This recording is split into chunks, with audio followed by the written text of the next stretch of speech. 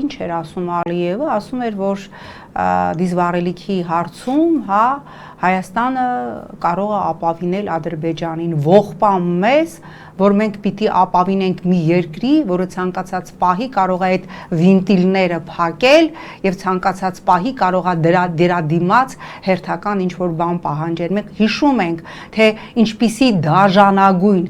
քաղաքակիրթ աշխարհի աչքի առջև ինչպիսի դաժանագույն օկուպացիայի ենթարկեց Ադրբեջանը Արցախի բնակչությանը, երբ որ երեխաները անգամ մանկական կեր չունեին, երբ որ հացի խնդիր կար, չկար վառելիք, չկար ինչ-որ մի պահի անգամ այլևս հոսանք, չկար գազ,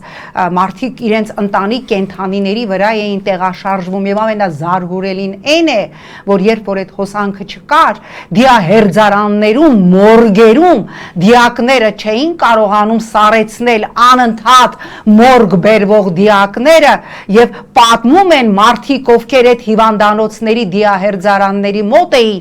ասում էր կիլոմետրերով այդ հոտից խելագարվում էին եւ հնարավոր չէր այդ մղձավանջը տեսնել։ Ողբամ մեզ, որտի հավատանք Ալիևին եւ ապավինենք իրանց գազի վինտիլին, որ երբ ուզենան բացեն, երբ ուզենան փակեն կամ այդ դիզվառելիքը երբ ուզենան բերեն, երբ ուզենան ուրեմն տանեն, որովհետև հենց այդ Ադրբեջանն էր մի զարհուրելի տեսանյութ սարքել Արցախի օկուպացիայի օրերին, թե ինչպես պիտի վարժեցնել վայրի կատվին, որ ինքը դառնա հնազանդ, ահա այնպես, ինչպես մենք արեցինք Արցախի ժողովրդի հետ, որին դուք այդուհանդերձ չկարողացաք դարձնել հնազանդ։